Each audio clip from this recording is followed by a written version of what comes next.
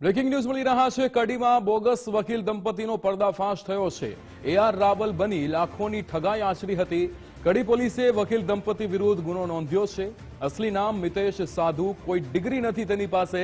વેપારી પાસેથી 3.27 લાખ પડાવ્યાનો આક્ષેપ થયો છે। ત્યારે દુષ્કર્મના કેસની બીક બતાવી નાણાં પડાવ્યા હતા। નર્મદા કોમ્પ્લેક્સમાં વકીલની ખાલી ઓફિસ, આ ઓફિસ જે છે એ વકીલની ખોલી હતી। ત્યારે ભોગ બનેલા લોકોને પોલીસનો સંપર્ક કરવા પણ અપીલ કરવામાં આવી છે। તો આ નકલી વકીલ ઝડપાયો છે। નકલી વકીલ દંપતીનો પર્દાફાશ કડીમાં થયો છે। એઆર રાવલ બનીને લાખોની ઠગાઈ આચરવામાં આવી છે। અસલી નામ તેનું મિતેશ સાધુ છે। તેની પાસે કોઈ જ ડિગ્રી નથી, પરંતુ નર્મદા કોમ્પ્લેક્સમાં વકીલની ઓફિસ તેણે ખોલી હતી। અત્યારે પોલીસ દ્વારા કહેવામાં આવ્યું છે કે જેટલા પણ લોકો ભોગ બન્યા છે તે પોલીસનો સંપર્ક કરી શકે છે। દુષ્કર્મના કેસની બીક બતાવીને નાણાં પડાવ્યા છે। વેપારી પાસેથી 3.27 લાખ પડાવ્યાનો આક્ષેપ થયો છે। એક એવો વકીલ કે જેની પાસે કોઈ જ ડિગ્રી નથી, તેનું અસલી નામ મિતેશ સાધુ છે, પણ એઆર રાવલ બનીને લાખોની ઠગાઈ આચરતો હતો।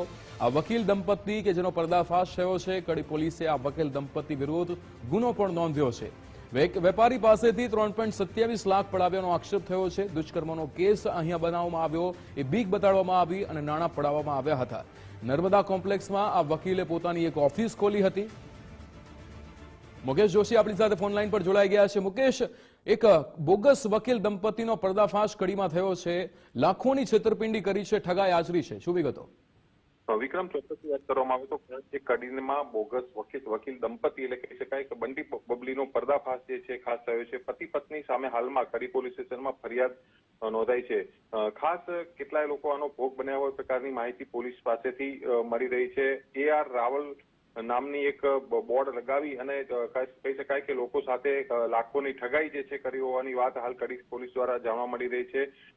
જેમનું અસલી નામ મિતેશ સાધુ અને વકીલાતની કોઈ ડિગ્રી કે સનદ પણ ન હતી, અને દુષ્કર્મનો ખોટો કેસ કરવાની બીક બતાવી વેપારી પાસેથી 3.27 લાખ પડાવી લીધા હોવાની ફરિયાદ પણ જે છે વેપારી દ્વારા કડી પોલીસ સ્ટેશનમાં નોંધવામાં આવી છે। અને હાઈકોર્ટ, સુપ્રીમ કોર્ટના વકીલ તરીકે નર્મદા કોમ્પ્લેક્સમાં ઓફિસ ખોલી હતી અને કડી પોલીસે બોગસ વકીલ અને તેની પત્ની વિરુદ્ધ હાલમાં ગુનો નોંધ્યો છે અને તપાસ હાથ ધરી છે। ખાસ વાત કરીએ તો કડી પોલીસે એવી પણ તાકીદ કરી છે કે અન્ય કોઈ નાગરિક આ બંને બંટી બબલીનો ભોગ બન્યો હોય તો તાત્કાલિક કડી પોલીસનો સંપર્ક કરી શકે છે। એટલે કહી શકાય કે જે આ પ્રકારની નકલી ઓફિસો જે છે અત્યાર સુધી ઘણી સામે આવી છે, ત્યારે વધુ એક કિસ્સો કડીમાં પ્રકારનો પ્રકાશિત થતા કેટલાક સવાલો પણ ઉભા થઈ રહ્યા છે। જી બિલકુલ મુકેશ, સમગ્ર માહિતી સાથે જોડાવા બદલ આપનો આભાર।